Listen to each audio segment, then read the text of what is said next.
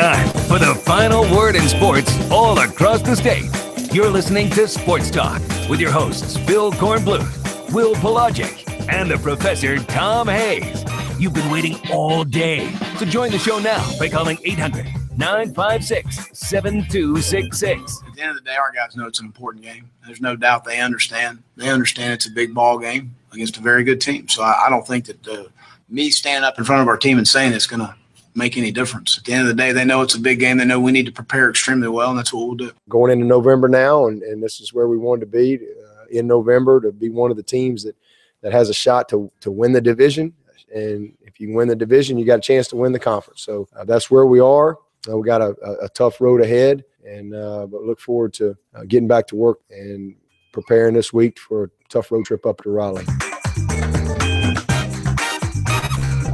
Well, good evening, everybody. Welcome back into Sports Talk, South Carolina Radio Network. Phil Kornbluth, Will Pelagic, Professor Tom Hayes from downtown Columbia. My, oh my, a lot has happened since we were last together on Friday. My goodness, what a weekend. Congratulations to the winners out there. For the losers, sorry about that. Better luck next time. Unfortunately, looks like we put the old Jinxo on Limestone. Went out and lost to Catawba. South Carolina, terrific win over Vanderbilt. Got it done for homecoming. Clemson in the rain against Georgia Tech.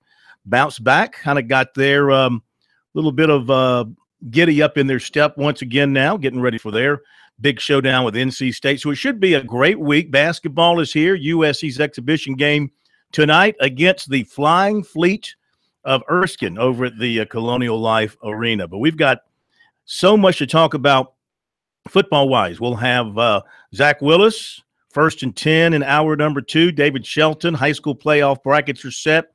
Mick Mixon, the Panthers get a win down in Tampa. All that coming your way. Plus recruiting as Channing Tindall, the linebacker from Spring Valley, tells Gamecock Central he's made his decision. Ooh. Has not set a timeline for announcing it at his school, but he has made his decision. He was at South Carolina Saturday, and I think for all intent and purposes, it was going to be South Carolina for him. I think that's long been expected, but, we'll wait and see when he makes his announcement. Despite the 11-hour descent by Clemson coming in with that offer. A little too late, I think. Yeah. A little too late. So I was at Clemson, and, Tigers struck quickly, as they like to do, put Georgia Tech in the early hole. And with that offense and that Clemson defense dialed in on stopping it, no hope for Georgia Tech in that game. Kelly looked good. He looked very good. No limping, no signs of an ankle problem, ran around well, threw the ball in really tough conditions, threw the ball extremely well. Anytime you can spread it to 12 different receivers, I think that's a good day. Yeah, and the defense, Brent Venables, with all the jobs now that are opening up and will be opening up, if you don't look at him, then you're making a big mistake, unless, of course, he just has let people know, hey, I'm not ready to leave yet. I got my son coming here next year. I want to hang around a little bit longer. The guy can just coach up defense and get his guys right. He's personable. He's very good with the media. He's a top-notch recruiter. If not now, when for Brent Venables? Chuck Reedy is right. Sometimes your move when you win in chess is your first move. Those tackles just – okay, start the option 10 yards behind the line of scrimmage. And they did it all night. They get that lead, and Georgia Tech, you never thought at any point that Tech was in that football. Never. You know how Dabo's got that brand new house of his? I wouldn't be surprised if in that house he built a nice little guest house for Brent Venables that includes a cage to keep him here in Clemson, South Carolina, so he doesn't go anywhere else. Field. Something like that. Yeah. And Brent's got his own nice crib, too. He does, I'm sure.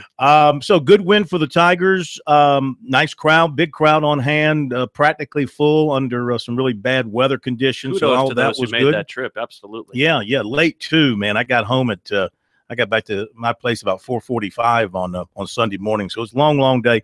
But good win for Clemson. So everything was right there for the Tigers. Their path to the ACC championship game and beyond is right there. NC State and Florida State. And then, we'll see what happens. But they got to take care of business in Raleigh, and that will not be easy, despite State giving up a lot of running yards to Notre Dame. I guess Notre Dame, we have to give them their due. They're very, very good very this year. good. They have bounced back, and they've had a great year. Which is weird because usually so many years they get the preseason hype and they don't live up to it. This year, not a lot of hype around them. In fact, people were thinking that Brian Kelly would lose his job. And in a year where they didn't have any preseason hype, they have really answered the call. Well, remember the previous system, it was always the major bowls.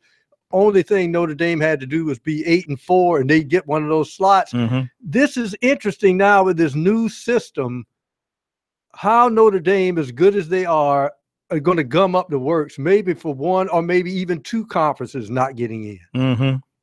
It's going to be very dicey for the committee here moving forward because you're going to have, a couple of undefeateds maybe, and then several one-loss teams who all are going to feel like they deserve to be in there, and it's going to make for a lot of discussion here. The first poll from the College Football Playoff Committee, first ranking, comes out tomorrow night. So you two were at South Carolina Vanderbilt. I've watched it on television. Looked like a nice homecoming crowd, big crowd. 78,000, not bad. And the Gamecocks, I felt like in listening to it and then watching on television, I felt like they were pretty much in control all day, but they just couldn't put Vanderbilt away. Yeah, they kept Vandy at arm's length. I don't think there was ever a point in time where you felt that the Commodores threatened the lead, but it was very uneasy at times. I think that, and this is something that Will Muschamp recognized not only after the game, but in his Sunday night teleconference, Vanderbilt was able to capture the edge and showed some vulnerability on the South Carolina defensive side of the football. They probably played the worst they've played in a win on defense. I'd even think that maybe the Missouri game might have been worse for them because of all the yards they allowed in between the 20s. But Vanderbilt stayed a lot closer than I think many South Carolina fans would have wanted it to. But I also think that this might have been the best performance from the Gamecock offense we've seen in a long time because of the fact that, at least against a quality opponent, because of the fact that you saw Jake Bentley make consistent throws, you saw him run, providing a run, and the run-pass option is something that we on this program have been clamoring for. And it's something that they apparently put in and talked about in the bye week. They need to at least show that he can be a threat to run it. And he was able to distribute the football equally around 6 different receivers. We saw Hayden Hurst get involved early and often. He had 7 targets, more than any other player on the field. And I think they at least know now what they're doing on offense. They have a formula, they have a system, and they have a modus operandi going into Georgia. Running the football has become a strength for the Gamecocks here of late, rushing for 212 yards against a Vandy team that gives up a lot of 240 on average. Yeah, who gives up a lot of rushing yards. So you attack a team, Pro, at its weak spot. And the Gamecocks will have to try to figure out a way to run the football against Georgia this week. Georgia gives up very little on the ground. It's going to be tough. But one thing you cannot afford to do is give up on the run too quickly. I think a lot of times teams panic the first couple of series when they're getting nothing on the ground and they give up on it. Now, your defense has to go out and keep the other team off the scoreboard if you fall behind 2 touchdowns. I get it. But if it's still close, don't give up on the running game so fast. Georgia, the key point to Georgia is why their defense stops the run so much. Their defense is never on the field because Georgia, the blowout against Florida, they threw about 5-6 passes? That's all they did. They grind up the clock on you. I think the key to South Carolina's offense, will you agree, is the fact that South Carolina answered. Vanderbilt, you could tell they had they got the toss. They went and took the kickoff right field. South Carolina said, okay, and they answered. When South Carolina took the lead, Vandy answered, but they blocked the extra point. I think really what Muschamp did was, I don't think he much confused his defense as much as he pulled the throttle on it now and then, because he knew that Shermer's a great quarterback, and if he got in the rhythm reading the defense, burn them. So you saw them mix zone and man-to-man, and I think sometimes that hurt some of their DBs on Saturday, but it did keep him off balance enough that Vandy was never able to capture the lead after getting that initial lead in the first quarter. Gamecocks 24.5-point underdogs. Wow. I think I'll take the points and feel pretty good about it. They're not going to lose that big. Back in a moment.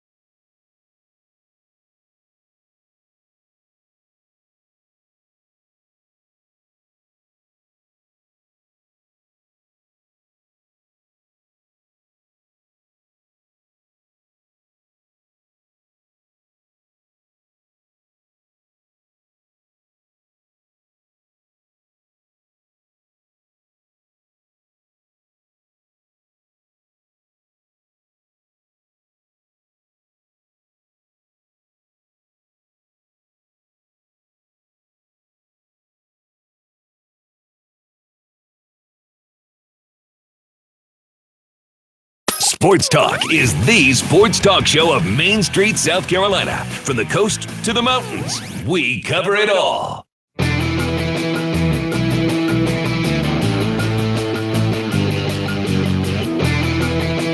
Back we are, Sports Talk, made possible by your local electric cooperative, the sponsor of this year's annual Touchstone Energy Cooperatives Bowl. To find out more about what the co-ops are doing across the state, visit ecsc.org and save the date, December 9th, for the Touchstone Energy Cooperatives Bowl. All right, let's open up the phone lines. 800-956-7266. 800-956-7266. We'll take the rest of this hour for your phone calls and recruiting. 800-956-7266. Our email, talkback@sportstalksc.com, and on Twitter, @SportsTalkSC. Your thoughts on the developments of this past weekend, including Florida and the long-reaching impact of that, because when you fire a coach, obviously you're going to hire a coach, and that means the trickle-down effect of other coaches moving, assistant coaches moving. I see where Chris Rump's going to be the defensive coordinator at Florida. How ironic is it that Randy Shannon, who got fired at Miami, is now going to be the head coach at Florida? Saw where Charles Kelly stepped down at Florida State as defensive coordinator today. So Crazy. Things are already starting to crank. Everybody's waiting on Tennessee to drop the hammer on Butch Jones, and Which seems very – it seems like we're past due on that announcement. everybody's wondering why that hasn't happened. Couple of quick notes. USC Florida will have a noon kickoff. Clemson, Florida State, 6-day window for all those ACC games on that day. National championship odds today. Clemson is now 11-1 behind Ohio State 3-1 and Alabama 5-7.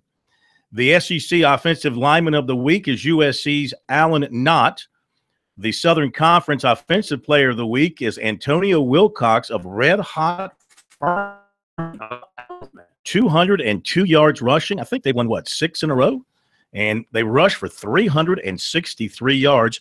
FCS coaches Paul Wofford is up 1 to number 9. Good win, good bounce-back win for them on Saturday. And that's the only team from the state. James Madison, North Dakota State, and Jacksonville State are your top 3. We jinxed poor Limestone. I feel bad. I know.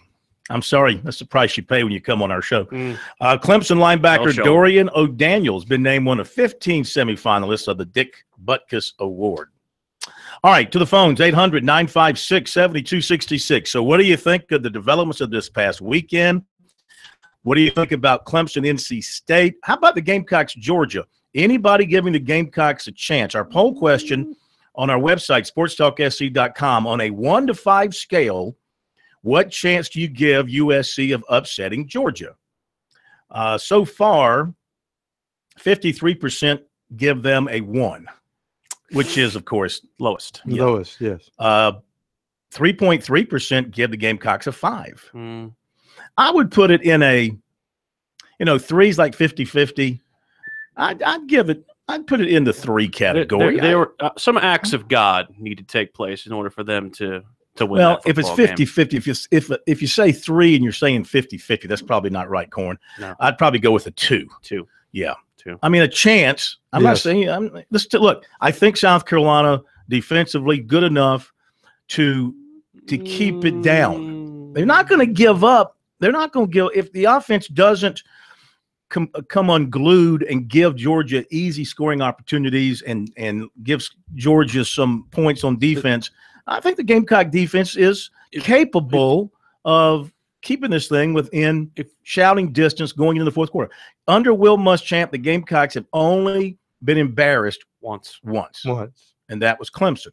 And, they were totally out of their league. Now, this Georgia team is kind of playing the way that Clemson team was playing that time last year. They're very, very good. Yeah. Jake Bentley has got to go in and settle in quickly. You need the best game from Jake Bentley and the best game from the South Carolina defense that they've played under Muschamp. And even then, you might not still win. If you're a piano player and you're trying to get your tone and rhythm, you use a metronome. So you almost have a metronome on that sideline telling South Carolina when you snap the ball, with 1 second left on the clock, and you try to shorten the game. I think you have to try to shorten the football game. All right, let's jump to Stephen in North Charleston. Get the calls going on this Monday night. Nothing but calls from here to the top of the hour, along with recruiting. Hello, Stephen. How are you? Hey, fellas. Hey. Haven't called in a while, so I just wanted to make a couple quick notes. Y'all just touching on what y'all just said. I did think when I do occasionally do like the betting lines and stuff like that, I look to pick them at work, and I remember texting my boss the other day when it came out. I do think 22.5 or whatever it was is a little high, but I still would have to put the scale down to 1. I really don't think going to Sanford Stadium the way they're playing right now, like Carolina may keep it closer than the experts think. I think, but I think like Will was saying, I just don't think a lot would have to go right for them to get in there. I could see him maybe keeping it close, but and then I was going to say I think my vote for Florida, like Dan Mullen, will be a great decision on that because of the history there, and he's obviously done well at Mississippi State considering what he has to work with there. But the main thing I want to talk about was just Clemson. Thought they looked really good, great bounce back game. Very pleased to see that Kelly was healthy and moving around well.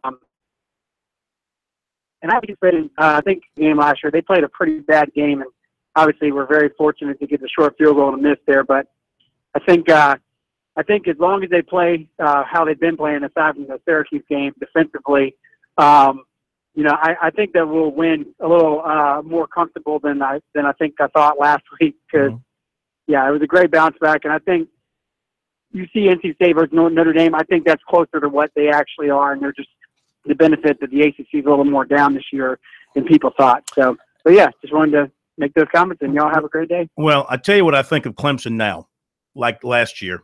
Clemson's got its business suit on now. Oh, yeah. It's money time for those guys. They know what they're playing for. They're not messing around. And they approach every game now with not that they didn't approach other games the same way, but, you get through the opening of the season, you beat Auburn, you get through the middle part of the season, you beat Louisville, you beat Virginia Tech, and now it's playoff time. This is when they begin their playoff drive. This has been Clemson's mode of operation going back the last 2 years. What is it they always say about a basketball team who goes into the NCAA tournament undefeated? You always want to kind of see them lose before they get to the tournament, just as though they know what that feeling feels like. This team had not known what losing felt like, and once they figured out how losing feels, they don't want to feel that anymore. Thank you for your phone call. Good points. I agree with you, too. I don't think South Carolina – I'll take the 24.5, and I hope it keeps climbing. But the total is like 46, so that tells you Vegas doesn't really think that not only South Carolina can score, but also that they can't hold. But also, one of the things I disagree with him, because Florida State is down does not make the ACC down. Boston College looked like they just destroyed Florida State. Florida State quit. They quit in that game. They just flat out hung up the cleats after about the first couple of series. People forget they were tied in Death Valley in the fourth quarter with Clemson. Boston College's turnaround, watching that game, they have got an exciting young team, a great running back, a young quarterback. My goodness. Good lines of scrimmage. All right, Daniel in Charleston, you're up next on Sports Talk. Good evening. Hey, how you doing? Good. Good. Glad to hear you guys tonight. Yes, sir. Anyways, I've been hearing a lot of talk about Bob McNair's comments, who, by the way, is a Carolina alumni, if you didn't know. Yes. But anyhow, he's getting a lot of criticism for making a racist statement, using the old idiom, prisons and the inmate. Inmates running the prison. We know the story. We know the story. Okay, well, what's aggravating me is why is it that when DeAndre Hopkins hears the word inmate, he thinks about an African-American man? Well, look. To me, he's the racist. We can't speak on what people think, okay? Now, McNair, he's done a couple of things. He immediately apologized for it once it got out, and then he explained that he was talking about NFL management, not his players, and that apparently is not good enough for some people. Personally, that particular, what's it called, an idiom? Idiom. Yes. And the idiom was wrong anyway. It's the inmates running the Right. asylum, not the prison. But People would have been mad if they would have said asylum too, because they would it's have been like, insulting. you know, there. grow up, players. I mean, seriously, you got to have thicker skin than that, don't you think? Don't you hear worse than that on the field or in your headsets when you're listening to your rap music? But not coming from your boss, though. That's what hurts. Bro, you can't talk into the break. You can't talk into the break.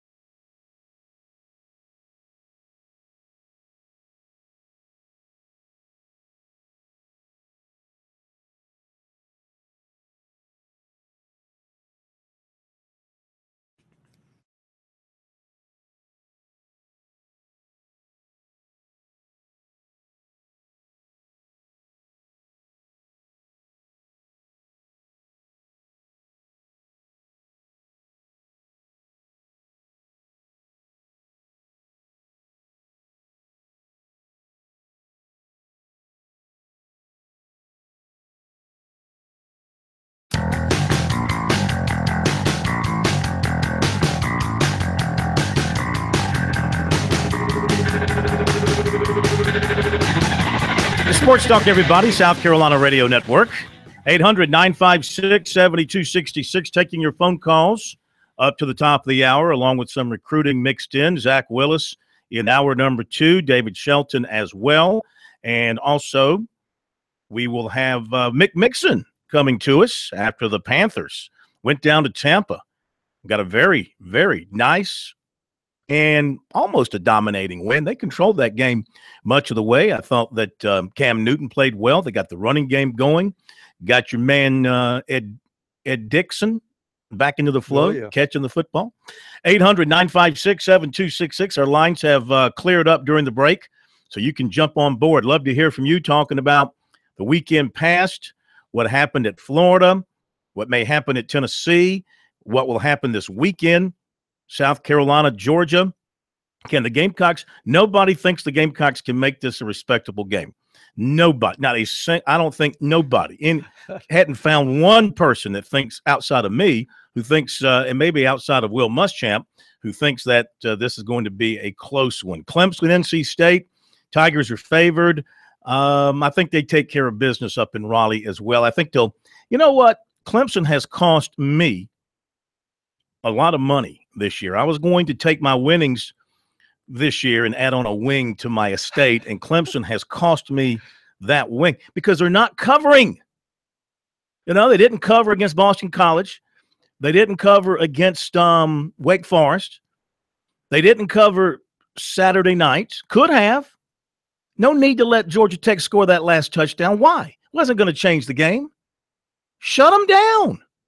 Needed those 7 points to go in my back pocket.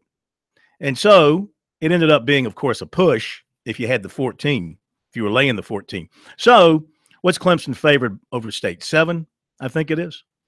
I would probably take Clemson and put the 7 down, even though I'm stupid. This game scares me, though, because NC State still has that kind of offense that can nickel and dime Clemson's defense. Or when healthy, I think can slow Clemson's running game. So this is an interesting matchup here where I think Clemson is going to have to, on certain occasions in this game, air it out. I mean, just go after the jugular with the deep ball. I think they have to attack NC State because if they don't, NC State will play keep away with those short dump passes and then try to stuff Clemson's running game and make them one-dimensional. I think now moving forward into what they call their playoff season, they're healthy at quarterback, receivers look good. Now I think it's time to take the reins off Travis Etienne and cut him loose because, I mean, he appears to be, all things considered, the most explosive back, even more explosive than Tavian Feaster. I didn't think that would be the case, but I would maybe start giving him a steady diet of carrying the football and see what he can do. Now you're facing an NC State defense, even though they gave up a lot of yards to Notre Dame. Typically, they're very good against the run, as we well know, a very talented defensive front. It's going to be a good matchup between Clemson's O-line and State's defensive line. Will has left us. He got mad and said, I'm out of here. Actually, he's gone over to the CLA to get ready for the USC Erskine. I heard this game is so big in basketball annals. I heard that students were camping out overnight in Martinsville and trying to getting tickets for this. It's going to be big. Not sure the arena is going to be large enough to handle this event. It'll be. Why aren't you laughing at my tongue-in-cheekness here? I'm just it's the Flying Fleet. I'm wondering. By the way, USC I hear is paying Erskine $10,000 to play this game. By the way, that's good. Good for them. Yeah. Let's go to Hank in Columbia. Next up here on Sports Talk. Welcome in, sir. How are you? Hey, I'm doing fine, Corn. Yes, sir. I think the game this week with first of all, before I get to the game thing, I think the thing with the players and the Texans, I think that probably the biggest thing is not so much the feeling hurt, but probably some of these owners need to be, whatever they're saying in the owners meeting, they probably need to be truthful with their players in the locker room because, some of them come out with supporting the players' rights, and then when these transcripts get out, you get yourself in trouble. Yeah, but Hank, I mean, seriously, it's an expression. All right, it's not reality. I understand, Bill. And I mean, come on, guys, get over it now and get your mind on your business. And the league is suffering in so many ways now. I mean, the NFL is a hemorrhaging sports league. Now you got the news out that Jerry Jones is working to get rid of Goodell, which they should. He's a spineless. He's a guy that has no rudder. He's got no vision for the league. He can't handle enforcing punishment on the players. The punishment is uneven. And now the situation with the anthem, he's hidden in the closet. I mean, this is where leadership emerges. Somebody should have come out from behind the shield and taken a stance. Either, yes, we don't believe our players should have to stand or even be on the field for the anthem, or B, we mandate that our players be on the field and stand at attention for the anthem. Take a position. And, he's just treading water. That's like I said, it's they both go both sides. In the Carolina-Georgia game, I think that Georgia and Carolina, I don't know if it's going to be a 25-point game. I think that just these teams, for whatever reason, even when Georgia's been very, very good, have tended to play either close games that are low scoring or shootouts where they go back and forth. And I do think that the big thing for Carolina will be to slow them down enough and score, scoring somewhere early and slow them down enough from throw the ball, because that's the big question.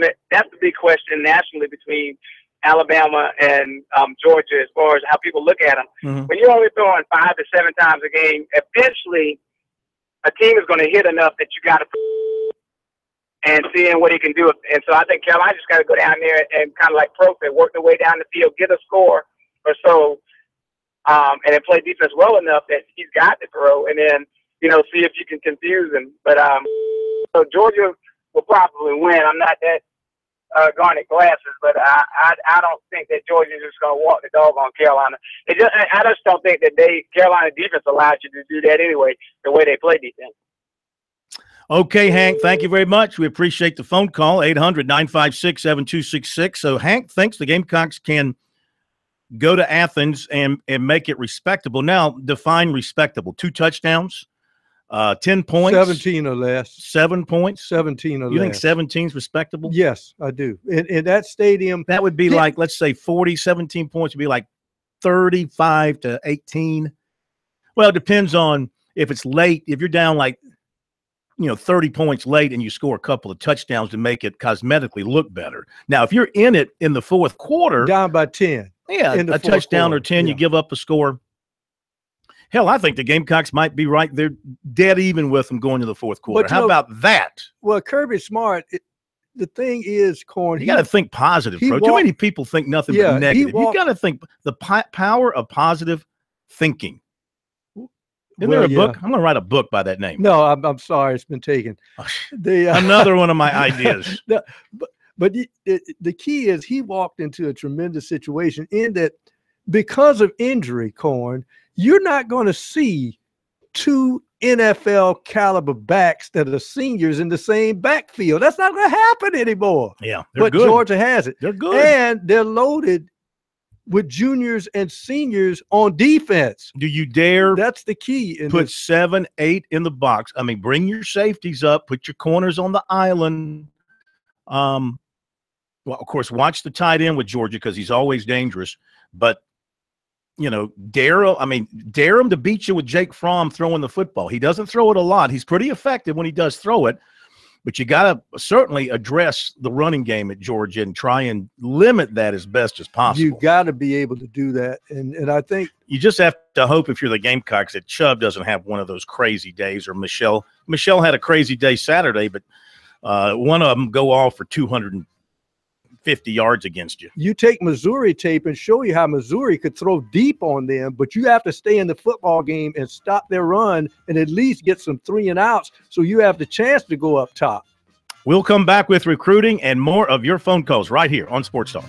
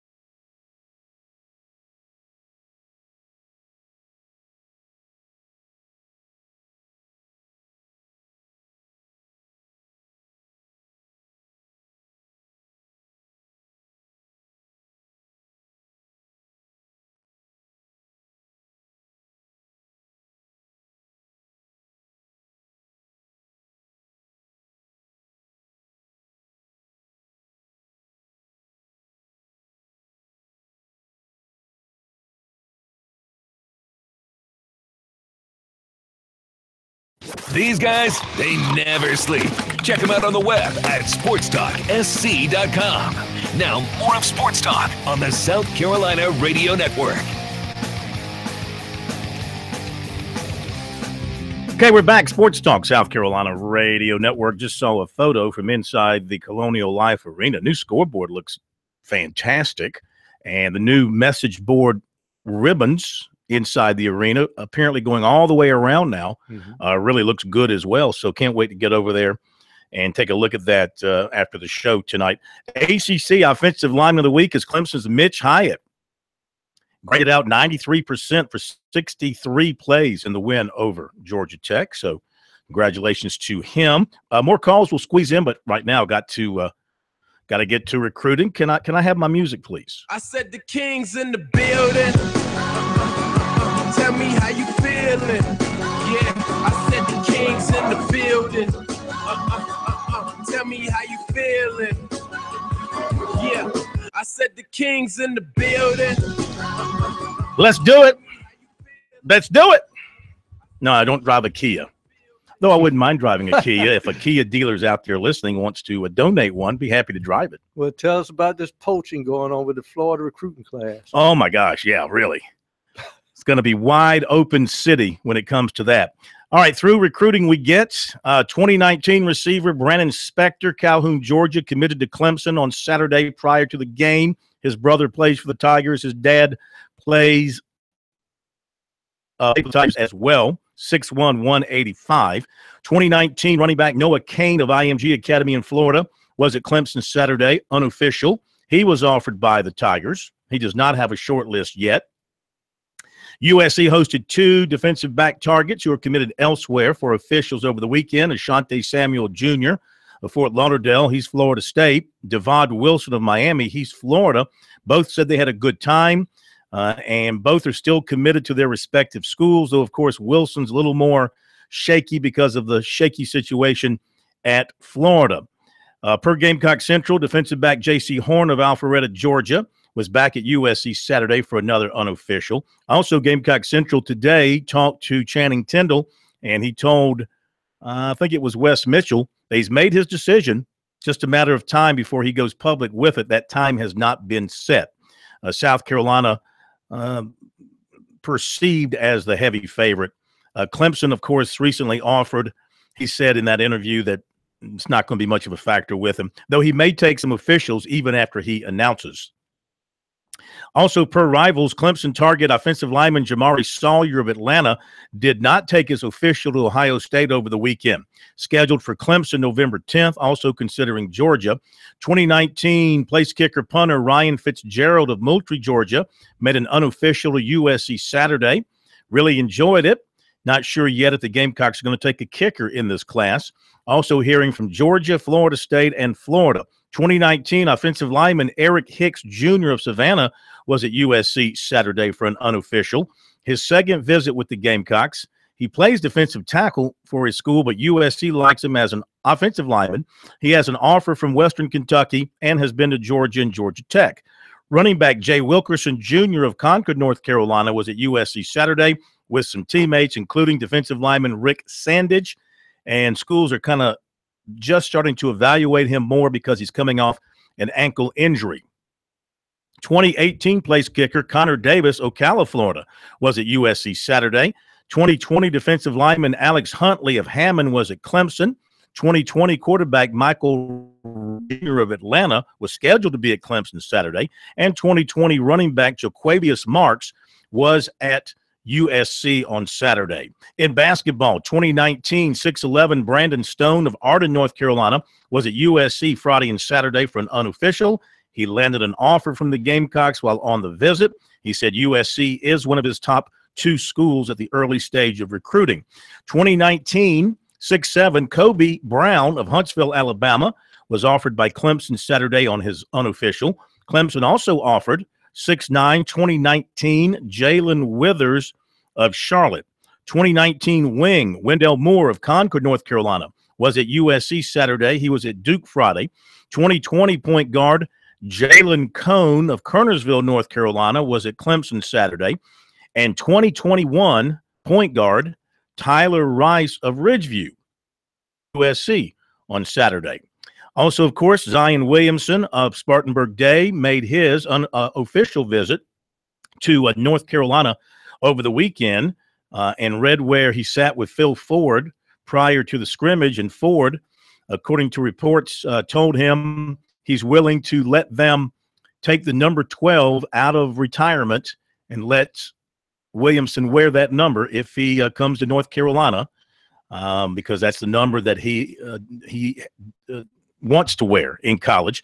A couple of other notes. USC offensive lineman commitment Jesus Gibbs took an unofficial visit to Virginia Tech on Saturday, and the Hokies are pushing to try to flip him their way. And, of course, defensive end KJ Henry of Clemens, North Carolina, took his official to Clemson over the weekend.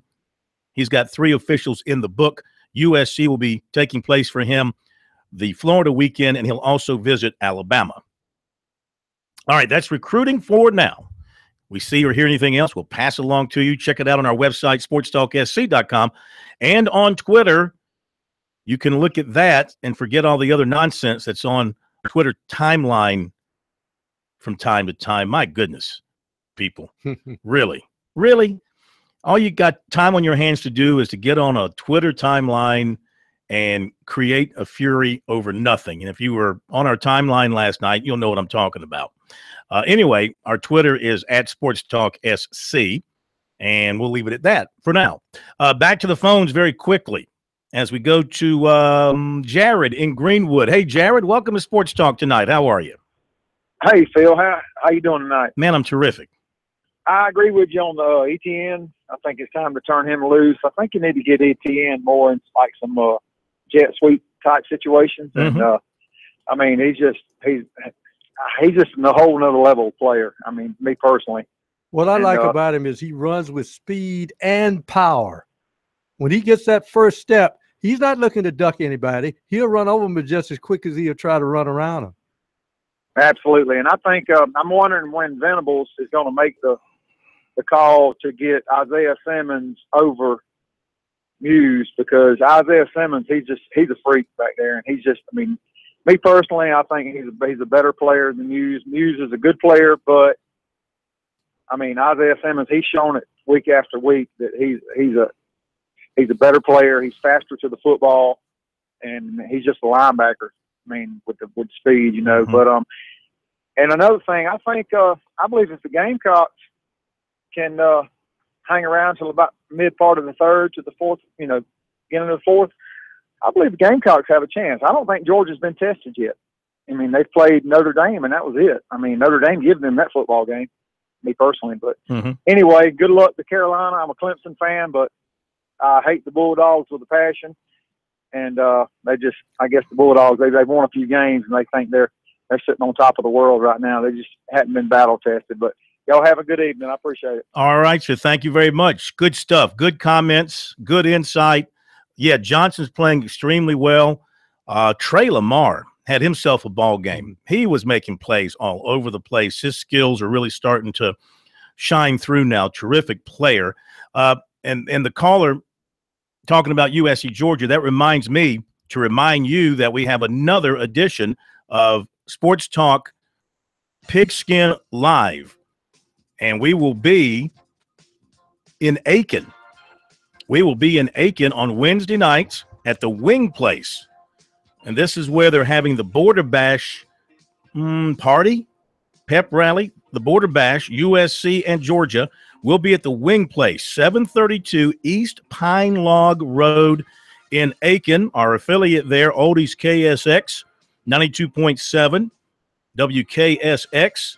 And what a great radio station that is and has been for us for, over 30 years, I imagine. And we'll be there to do sports talk. We'll have some nice prizes to give away as well, Gamecock-oriented stuff. And so make your plans to be there and come see us and say hello. Love to meet you in person. We'll be at the Wing Place, East Pine Log Road in Aiken for the annual Border Bash between USC and Georgia. Top of the hour break. We'll be back.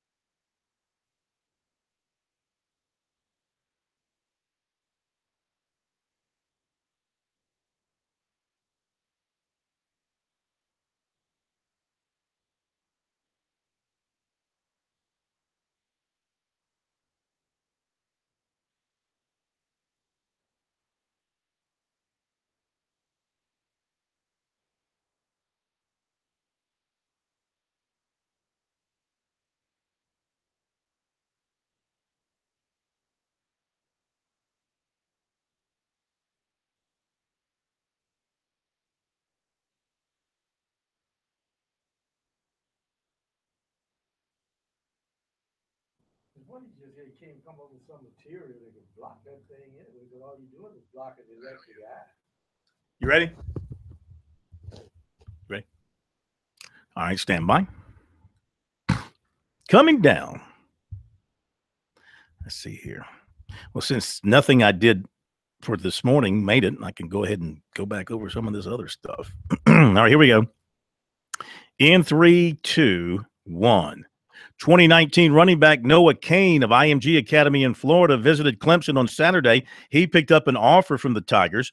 USC had 2 official visits over the weekend. Both defensive backs committed elsewhere. Asante Samuel, who's committed to Florida State, Devon Wilson, who's committed to Florida, both enjoyed their visits. Wilson could be a little more open for a switch after what happened at Florida over the weekend. Defensive back J.C. Horn of Alpharetta, Georgia, was also back at USC on Saturday. In basketball, USC over the weekend offered 6'11" Brandon Stone of Arden, North Carolina. He's in the 2019 class. He visited USC over the weekend. Clemson offered a pair of 2019 players, 6'7" Kobe Brown of Huntsville, Alabama, and 6'9" Jalen Withers of Charlotte. Phil Kornblut, South Carolina, Radio Network Sports.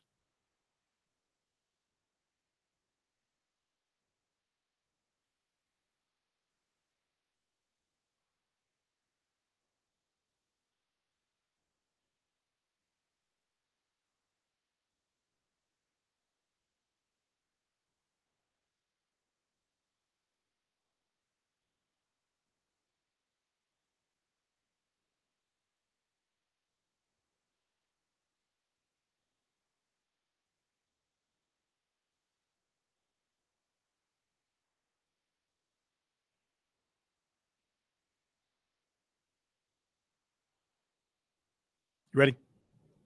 Coming down in 3, 2, 1. Spring Valley linebacker Channing Tindall apparently has made up his mind on take it again. In 3, 2, 1. Spring Valley linebacker Channing Tindall apparently has made his decision. He told Gamecock Central he knows where he plans to go to college. He just does not know when he will announce it.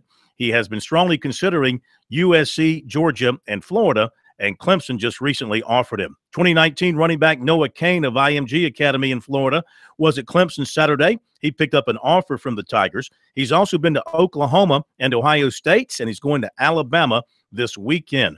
Couple of players who took officials to USC over the weekend, Devon Wilson of Miami, and I don't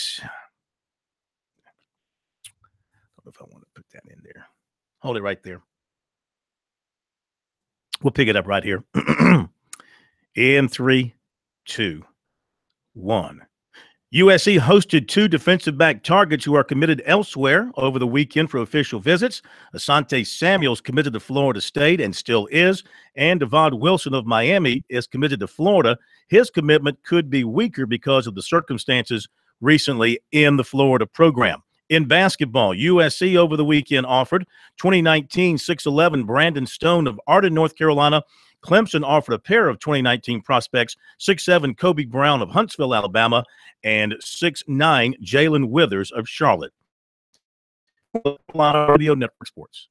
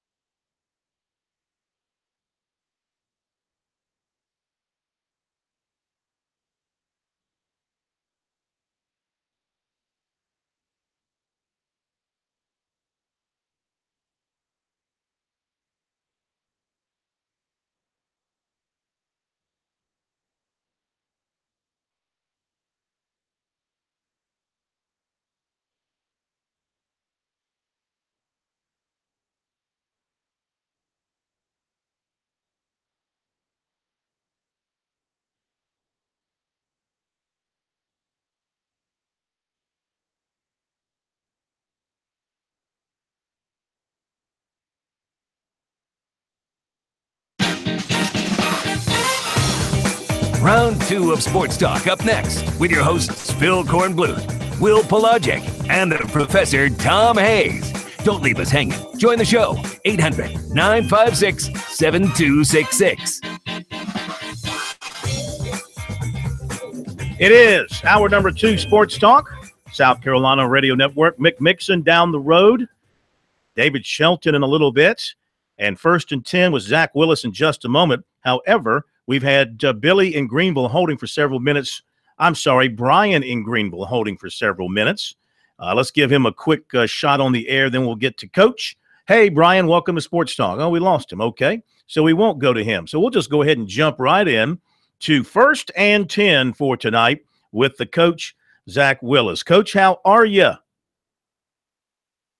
How's it going, South Carolina? Everything's going great. Kind of feeling, well, a little bit like fall, but now it's going to warm back up into the 70s. That's fine with me, man. I've had enough winter already. How about you? Me, absolutely, absolutely. You know, I don't care if we play football in 80-degree temperatures. That's fine with me. I got no problem with that. All right, so we've hit that stretch, and I know as a football coach, when you've got a good football team that you're riding, man, when you hit November, the intensity level picks up because you know you're playing for the big prize here down the road in many cases. Absolutely. I mean, this is when you want to be peaking. This is when you want to be at your best because these games, this is what you play for. This is what you work for. And when it gets here, you want to maximize it, everything you can to put the absolute best product on that field you can. Yeah, and a lot depends on just the health of your team too, right? If you're fortunate enough to have your key players healthy and able to play at a high level, a lot of teams aren't in that boat. I tell you what, Phil, I really, you couldn't have said it better. I couldn't have said it better myself. It really does come down a lot of times to injuries at key positions and depth, which goes back to recruiting on the college level and having that next man up when somebody does go down. And I think we really saw it play out with our 2 in-state teams in a positive way Saturday, getting people back. Yeah. All right, let's look at that. Those 2 games will begin with the earlier one, South Carolina beating Vanderbilt. And ordinarily you'd say, gosh, you know, only beating Vanderbilt by 7 at home, not such a big deal. But this is an improved Vandy program with some good players. They, like the Gamecocks, had 2 weeks to prepare, so they had a chance to heal up and rest. So that's a good quality win. But, you know, the overall picture, Zach, for USC at this point now, sitting here at 4-2, guaranteeing them no worse than a 4-4 league record. And you look at what the dumpster fire that Florida is right now when they come to Columbia in a couple of weeks, you got to like their chances maybe to win that ball game. This team realistically could win 5 SEC games in Muschamp's second season. Well, there's some perspective that needs to be gained here, Phil. South Carolina's got 4 SEC wins, no doubt. The combined SEC record of those teams is 1-18. This is the worst SEC East, the worst SEC probably in the modern era of college football. You know, when's Tennessee been 0-5 in the SEC? And Florida is imploded. You know, we talked a couple of weeks ago about teams being in self-destruct mode.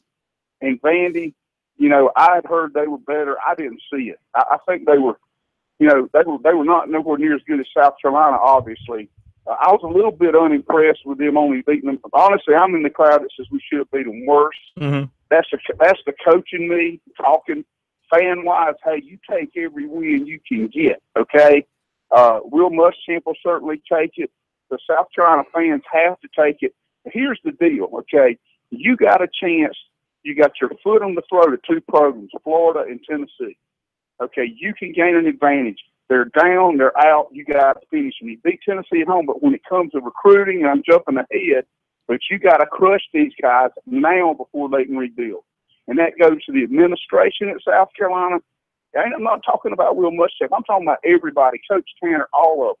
If they want to be a power in the SEC, they may not get this chance again in their lifetime. Florida and Tennessee are on the mat, down and out, and you got to crush them. When you look at South Carolina, that game at Vanderbilt, I guess one of the things you have to deal with, the players on both sides, Zach, the uneven and sometimes really mystical officiating we saw in that football game that could just really. I mean, you know, when a guy runs a button hook and a guy throws a bomb, they miscommunicate and they call it intentional grounding. I just didn't get it. But from a mental standpoint, as a coach on the sideline, when the guys come with that look and say, "What, coach?" How do you talk to them about dealing mentally with just executing what they do and just forget about where those whistles are going and where those flags are being thrown? You know, great question. And Tom, you always have good ones, man. It's distraction. I had a talk I gave every team I had, whether assistant, and then when I was an assistant on the big time, they'd make me tell them, referees are nothing but a distraction, just like weather, just like your opponent. Bad calls, you gotta shake it off and move on. You can't, because it blew my mind. You could tell. I looked in the face of Bentley, and he was baffled. But what you have to say is, okay, reset and focus, let's go. Forget about it. Because there were a lot of bad calls in that ball game. You're exactly right. I've never seen that before. I watched a lot of football. You have too. Have you ever seen anything like that? But you got to shake it off and move on. Mm-hmm. Talking with Zach Willis, 1st and 10, here on Sports Talk, breaking down the Gamecocks and Vanderbilt. Now let's look at Georgia. And you know what Georgia's going to bring to the table. I mean, this is one of their best teams ever. And they're playing for the big enchilada right now, but they've got a tough road to hoe. I mean, they still got Auburn. They still got Kentucky. They still got Georgia Tech. And then if all goes well, they got Alabama. So, but if they get that Alabama undefeated, I think most people will think, unless they're just blown out, they should still be in the playoff. But that's, we'll talk about that down the road.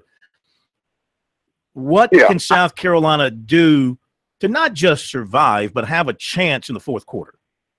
They got, basically, their formula's been low penalties, low mistakes. They're going to get out athleted at times in that ball game. They just got to hang in there mentally. And they, from a coaching standpoint, make them believe they can win. Give them some small goals that they can achieve. Be sound on special teams. No big plays on defense. Make Georgia earn it. Don't give them like Florida laid down in the ball game. And I'm not saying they literally did, but no, they did. Runs and it's over. It's over. Yeah. I mean, they split them right up the middle and took their heart. It was over. South Carolina, I don't believe will do that. I like their chances if they hang in there and force Georgia into some problematic situations and capitalize. And defensively, they've got to create some sort of turnovers. Bentley will keep them in it. The offensive line will keep the protection scheme they have. They changed it up. It looks so much better against Vandy. I've been on them all year long to change it. They did. Look how much better it looked. And having those guys healthy definitely helps a bunch. But that's what they've got to do. Now, we talked earlier in the year when South Carolina had his first really good offensive performance running the ball against Arkansas. And we talked about, at least in my amateur viewpoint, facing a 3-4, they just seem to be more comfortable and better suited for that. And they're going to see a 3-4 against Georgia, a basic 3-4. Yep. I know there'll be multiple, but basically they line up in the 3-4. Is that good for South Carolina to see that? Yeah. Well, it is, Phil, because, South Carolina's got a really good tight end, two tight end package that they're effective in it, and they can throw out of it. And it gives odd front, we call them odd front teams, 3-4 teams. It's going to give them problem. Hunter Hurst can block that edge defender like he did against Arkansas. And Turner is really playing well because he's such a great change of pace back from the two big bangers they've had. I know Dowdle's down, but South Carolina's got some change of pace now. And I like what they did offensively. The key is, do they have the horsepower to corral Georgia like they did Arkansas? It's just talent. That's going to be the thing that's going to be tough for them. And I think Bentley has got to settle down and settle in early.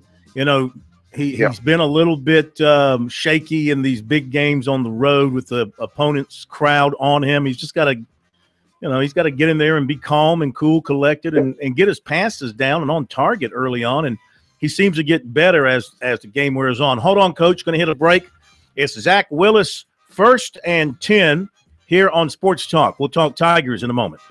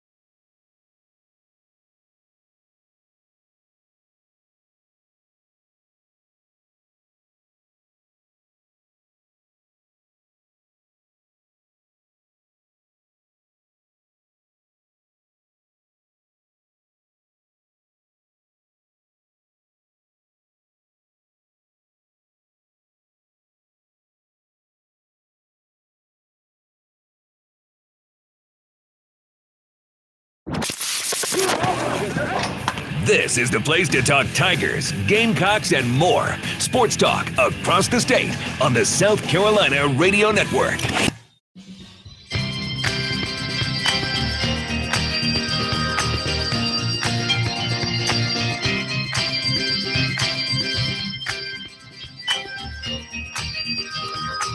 Back we are, 1st and 10 with Zach Willis. 1st and 10 because he's first up every week.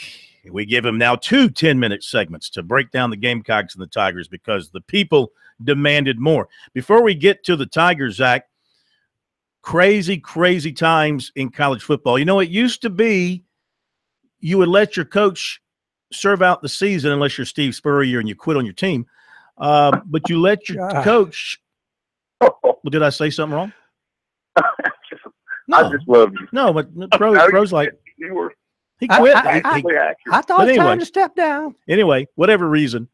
But now, you know, colleges are getting like the pros more and more. It's like, hey, you know, you say something stupid or you're not winning enough, you're out of here. So, you know, Florida, everybody's waiting. I mean, you talk about dead man walking. My God, Butch Jones, the DC at Florida State steps down. I mean, you've been there. You've been in the grinder.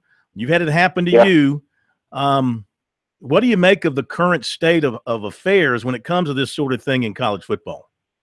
There's no loyalty, you know, and the key to it is now athletic directors don't accept responsibility for their hires. They use search firms.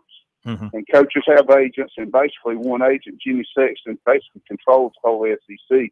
He's hired Tennessee's last 3 coaches.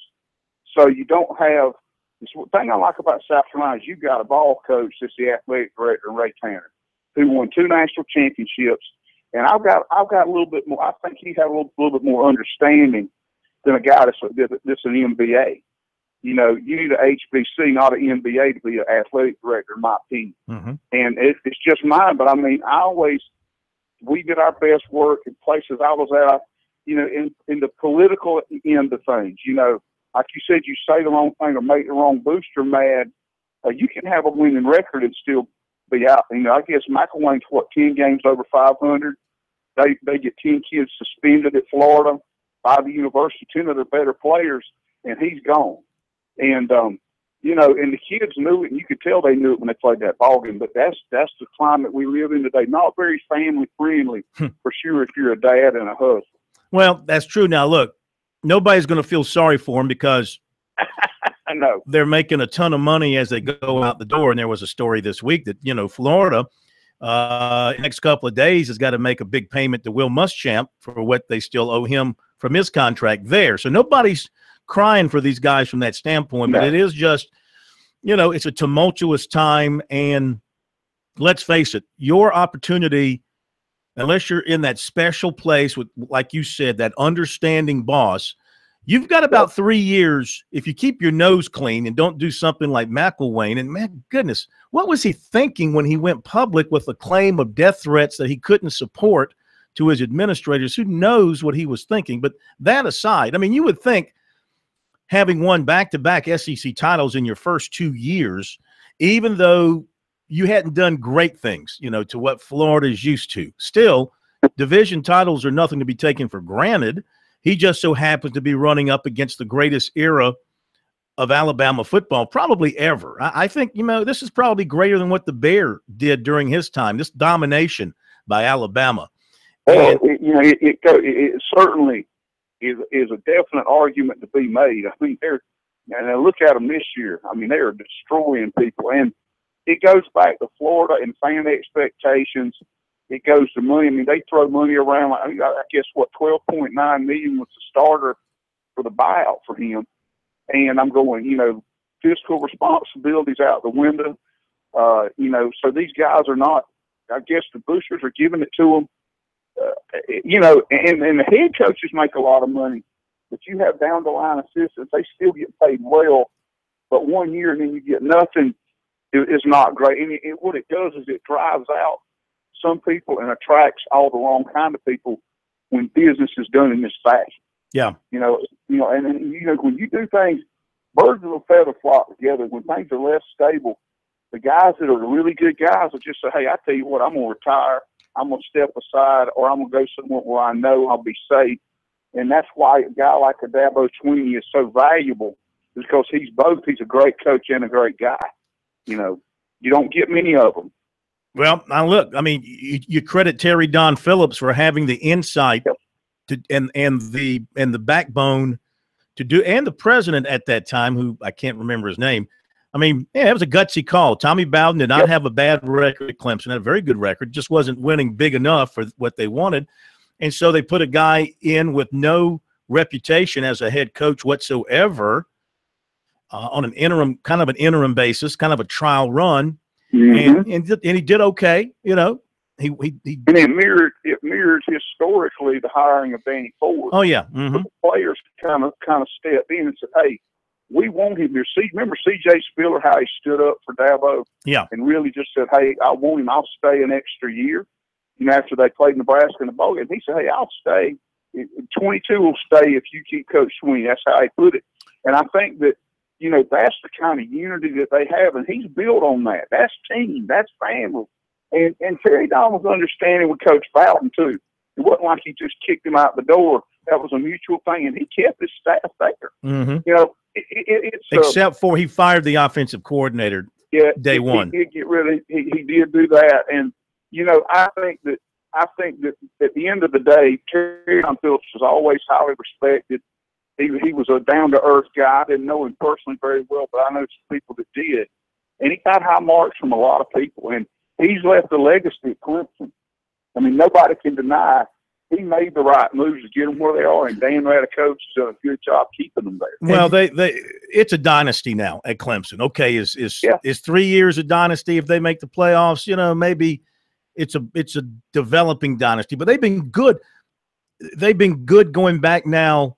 Almost a decade, you know, when you look back at the 10 win seasons, and even when they were losing to South Carolina 5 years in a row, Clemson was good. South Carolina just had, you know, a little bit better team in those years, and Spurrier did a great job getting his team ready to play and coached particularly good games in those games against Clemson. And Zach, you can't. Zach, I was about to say you can't coach patience.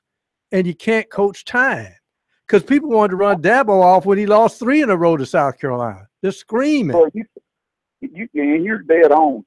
Here's the thing: who's going to be the expert? Is it going to be the AD and the leadership of the college and the coach or the fans? I mean, who's driving the ship? And these schools, like look what's happened at Tennessee. They get rid of Philip Fulmer, 750 winning percentage in 17 years. In the SEC when it was really strong, and look what's happened since then. Yeah, and I'm not saying he wasn't, but the changes they made were horrible, and they've destroyed what he built, destroyed it. Yeah, and that's a great example of what Clemson do. They build it, and they've got a new facility now with all kinds of little doodads in it to recruit kids. It's hard enough to say no to that staff recruiting as it is. It's going to be hard to deal with them over the next decade with what they have if they keep it intact. All right, we got a minute. Give me your take on Clemson coming off the Georgia Tech win and going to Raleigh. Dominant defensive front. You're going to have to throw the ball to beat them, and you're going to have to play fast. But I'm going to tell you what, Kelly Bryant was fantastic. 8 out of 9 in the first quarter, 109 yards, 2 touchdowns, and he looked great. You could tell the pain stuff wore off near the half. He came back out strong, and they played Clemson football and demoralized a very good Georgia Tech team. Did you say the pain stuff wore off at halftime? Oh, yeah. You could see Lincoln in the locker room. You know, he's about 85%, and he had some kind of med. I'm sure, you know, the trainers take care of those kids so they can manage the pain. Nothing illegal. Yeah. Like, I'm not insinuating anything normal. But Kelly Bryant's a tough cookie, mentally and physically, and it was pouring rain. Oh, yeah. Great execution by their offense. Dominant defensive front seven. If the back four hold it together, they got a chance to be right back where they were last year. As always, we thank you. Have a great week. Take care, guys. Zach Willis, 1st and 10. He's got better eyes. I tell you, I didn't see Kelly going off at halftime to the locker room, but on the field in the game, I never really saw him limping. I couldn't see it on TV. It's good eyes by the coach. Back in a moment.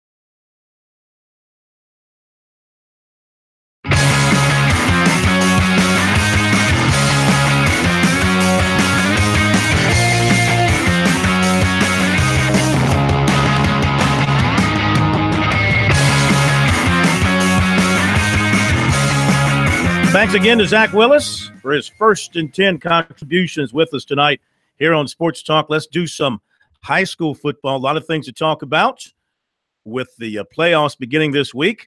High school report brought to you by Farm Bureau Insurance. With new auto insurance rates from Farm Bureau Insurance, you could be saving a whole lot of money. Even if you received a quote before, rates are now more competitive than ever. So get a no-obligation quote today at favrates.com.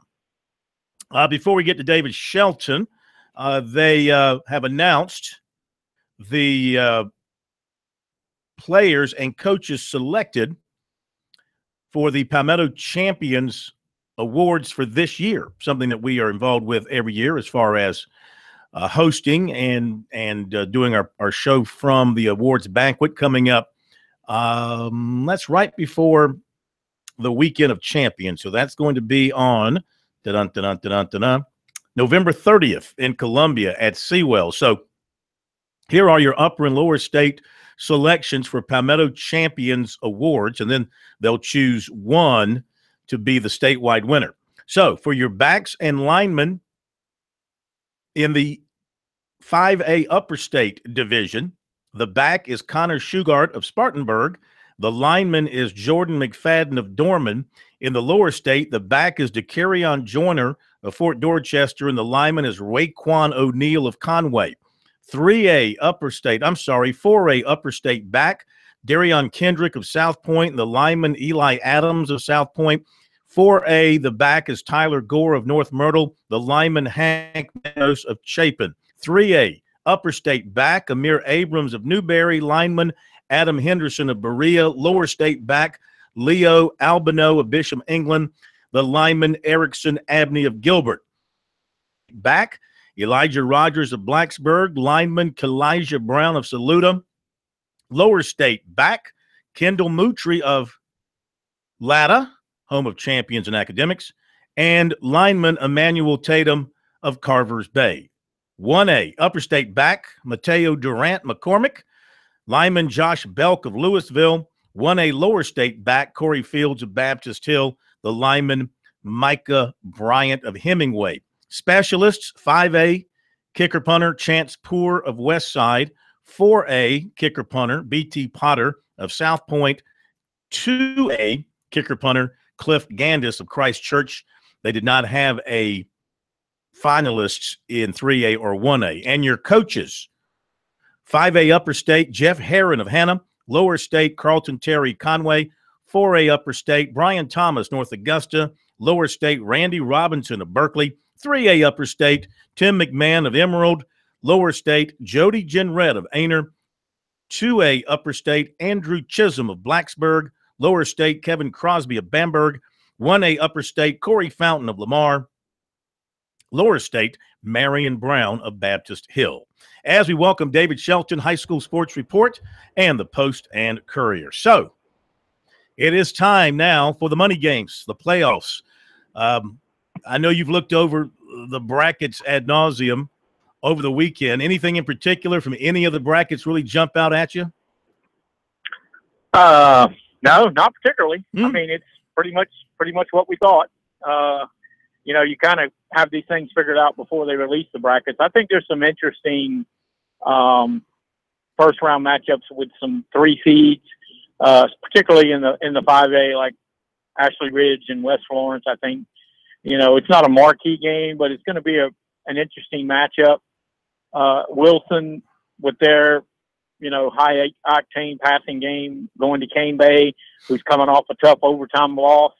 You always wonder about things like that happening in the first round. Teams that lost, tough games last week, and can they get it re-energized and juiced up again to play a team that maybe on paper they're better than, but you still have to show up and play. So there'll be some upsets. I don't think there'll be a bunch of 1 seeds going down, but some 2 seeds, some 3 seeds. I think you could certainly see that happening because of the competitive nature of the brackets.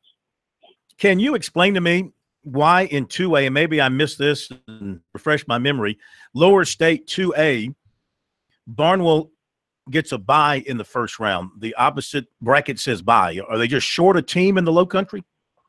Well, yeah. Academic Magnet basically forfeited their right to be in the playoffs. They were in the playoffs, but they've had so many injuries in the last 2 weeks. They basically said we can't go. It would not be representative of us for us to show up with all these guys hurt, and they don't have a lot of numbers to begin with. So I'm assuming that's why there is a bye there, because I know that they just basically had to back out of the playoffs and couldn't go. Wow. Have you ever heard of that before? Maybe years ago in the Class A ranks, or maybe in PISA, not 2A or above. I mean, usually you have enough players, but they didn't have a large roster to begin with. They're a 2A school, but football is not their sport there. I mean, they're really good in the soccers and tennis and volleyball, but and I think some of the guys that were hurt were like their key players. Mm-hmm. So no, I mean, they announced this, I want to say during the week, last week, or it kind of started getting around, and then they confirmed it over the weekend. So why didn't the high school league just go to the next team in line?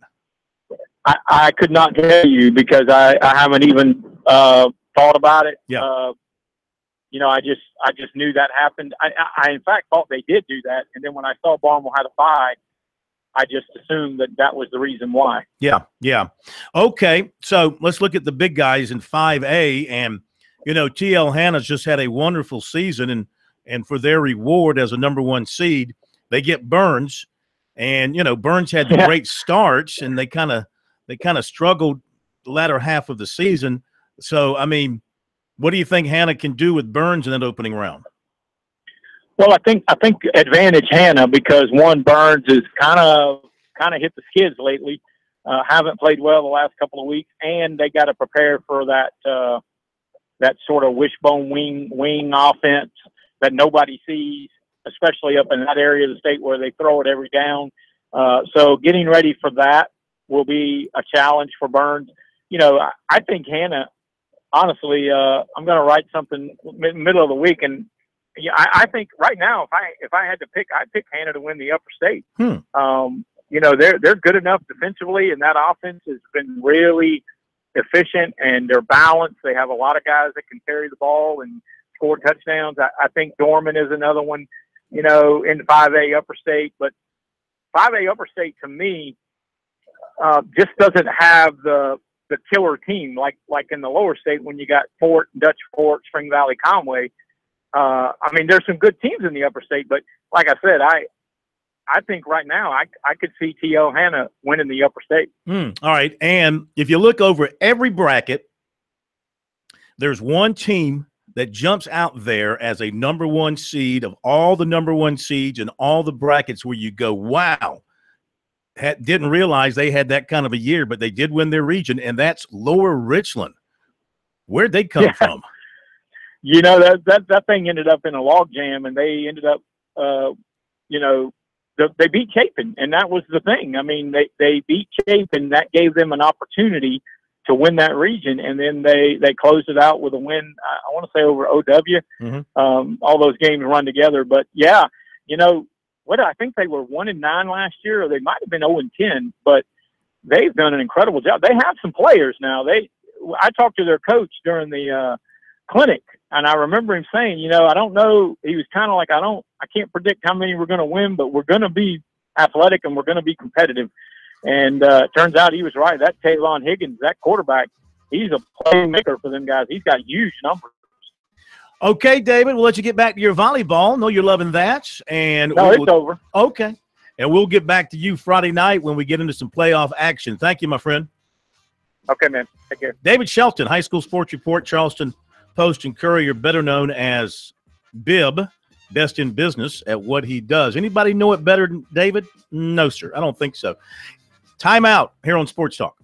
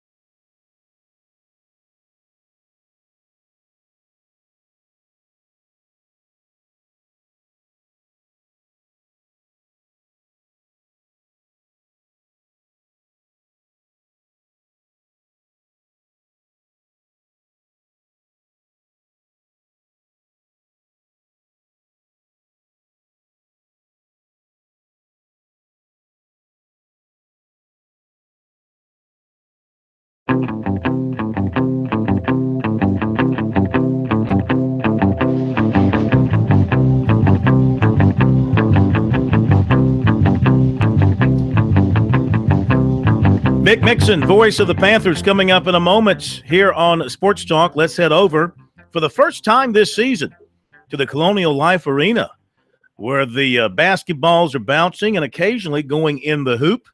Will Pelagic there watching the Gamecocks exhibition game against the Erskine Flying Fleet. LP. What's going on, sir? How are you? It's 46-18 at the half in Columbia. The Gamecocks getting off to a pretty big start. They've led the entire way. We've seen a lot of the leadership from Hassani Griver that Frank Martin talked about. He has 8 points, 5 rebounds, and a pair of assists. Frank Booker, 9 points. Is really the half was dominated by the three ball for Carolina. They put it up 20 times from beyond distance, 8 of 20 from 3, 40%, 43% shooting overall. Also saw a lot of great defense from Mike Kotsar early, and also some rebounding from Chris Silva. He has 8 points, 6 boards in the early going. We really didn't see South Carolina run that many offensive sets. A lot of vanilla play, like Frank Martin suggested. Really a lot of self-creating on the perimeter. Not necessarily a lot of drive and dish stuff, but South Carolina, when Frank Martin says this team is going to be one of the best shooting teams he's seen, you start to believe it because of the way that they just seem to really create well off the dribble and also put the ball in the hole. 46-18, again, you question a little bit of the competition as far as whether or not you'd be able to do this in conference play or even in some of the other non-conference games, but overall a good start for South Carolina. All right, thank you, Will. LP, I called him LP as the Spanish version of VP, as in the Pelagic. 46-18, USC on top. 13 offensive rebounds. The Gamecocks have converted into 19 second chance points. So that's pretty big for them as well. They have, of course, the height advantage over the Flying Fleet. Let's get to some Monday Night Football talk, shall we? Yes, indeed.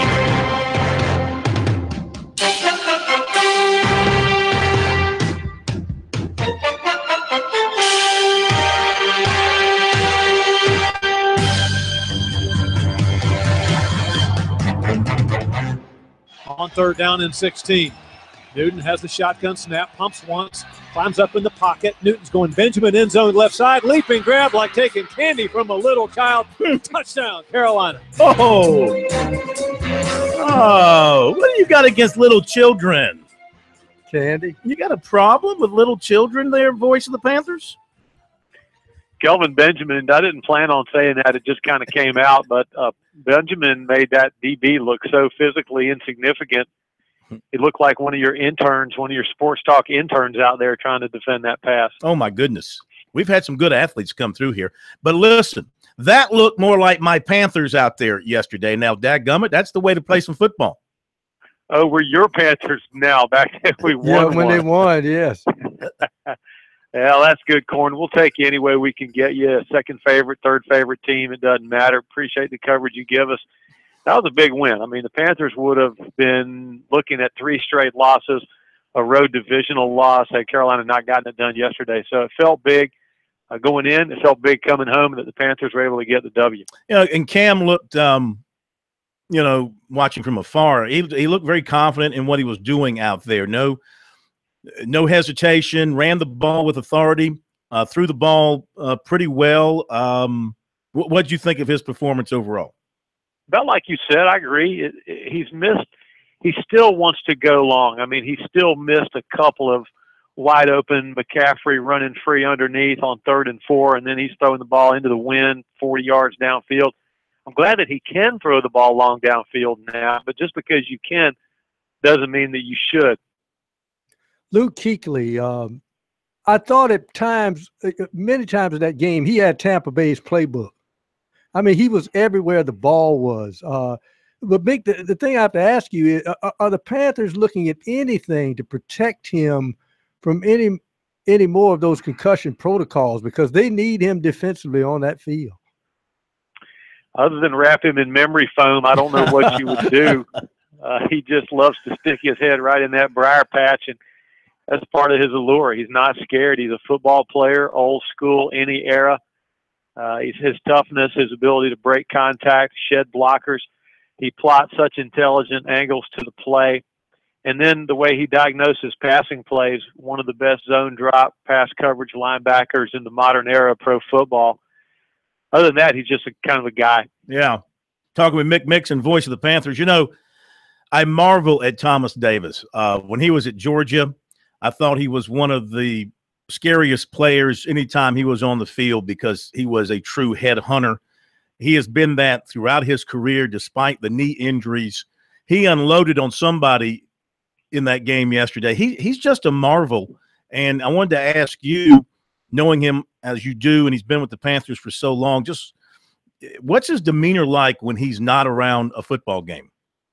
One of the great, classy gentlemen, Corn. I could tell, I won't pick up all your show, but I could tell you a bunch of good TD stories about his philanthropy, his outreach. I was speaking at a banquet once. He was getting an award. Somebody stood up in the back, all intoxicated, asked a sensitive question. TD reached up, took the mic from me, answered the question, called the guy down. I mean, he's just, I'm the mouse that would pull a thorn out of his paw if need be. Yeah. Those some big paws he's got too. I mean, you know the play I'm talking about yesterday. Oh yeah. It looked like, to your naked eye view, it looked like maybe a bad call, but his helmet did kind of just glance the side of the face guard of the enemy receiver. So it was probably a good call, and he might get a small fine for it. Yeah. Any injuries come out of the game yesterday? Trey Turner's probably the biggest one, Corn. He shook it, whatever was wrong, an ankle, a leg, he shook it off and soldiered on, but he's kind of been kind of good play, bad play with probably not 100% in his lower extremities. Well, let's see. I think if my memory serves me right, you've got the Falcons coming in on Sunday. The greatly detested Atlanta Falcons, the dirtiest of birds. Then we have Miami on a Monday night, so 2 straight home games, then a bye week, and then we go to the Jets. So after a 5-game October, we have a 3-game November with 2 of those at home. Yeah. That's deep into the season to get to that bye week. I know the guys love playing football and everything, but they probably are just counting down the days so they can get that week off. And the wives are looking forward to it. They've got big plans for chores and things for their husbands when they get a weekend free. And big spending, I'm sure. Yeah, I would imagine. Big spending. Mick, you have the Panthers show coming up across the Carolinas. Who you got on tonight? Coach will be on, Corn, and then we'll have Chris Manhertz as our player guest, tight end number 82, former Canisius College Golden Griffin basketball player, 3-year captain at Canisius. How about that? Now playing pro football. Is he the only NFL player active from Canisius? I don't know, but there's probably it would be a good bet since they don't have football. Well said. Well said. Thank you, sir. Have a great week. We'll talk to you next week. Good luck against the Falcons. Thanks, pal. Appreciate you. Thank you. You too, my friend. Mick Mixon, voice of the Panthers. Falcons pulled one out. In the rain. It was a monsoon. Pulled one out, over the weekend. But the problem with the Panthers and the Falcons right now, they let the old man wake up down there in New Orleans and Drew Brees. He is on fire. And he is dangerous right now. Need to mention about the race for the NASCAR fans out there, certainly, if you watched Martinsville yesterday. My goodness, Denny Hamlin, he did apologize. He did come out and apologize. Poor Chase Elliott, man, closing in on that first win. It's so hard to get that first win. He just couldn't get separation. It happens at Martinsville all the time. You can't get separation. You're leading, and all it takes there is just a little bit of a bump. They send you up into the wall. We see it all the time at Martinsville. Apparently nobody's real mad at Denny Hamlin. I think, when it happened, Elliott's crew was upset, but I don't think there were any fisticuffs or anything like that I saw. So a tough break there, and Kyle Busch wins, so he's into the championship round. And we'll talk with Kerry Tharp more about that. If any fines are coming out, we'll hear about it tomorrow, I'm sure. I wouldn't be surprised if Denny Hamlin didn't see Elliott's fender at some point. Maybe not this season, but, NASCAR drivers have long memories. Absolutely, absolutely. Talking Tuesday tomorrow. I'll be at Clemson. Will be at USC. We'll have it covered for you throughout the day and here on Sports Talk. Brian Leonard, good to have you back with us. Great job. Have a great night, everybody. See you tomorrow.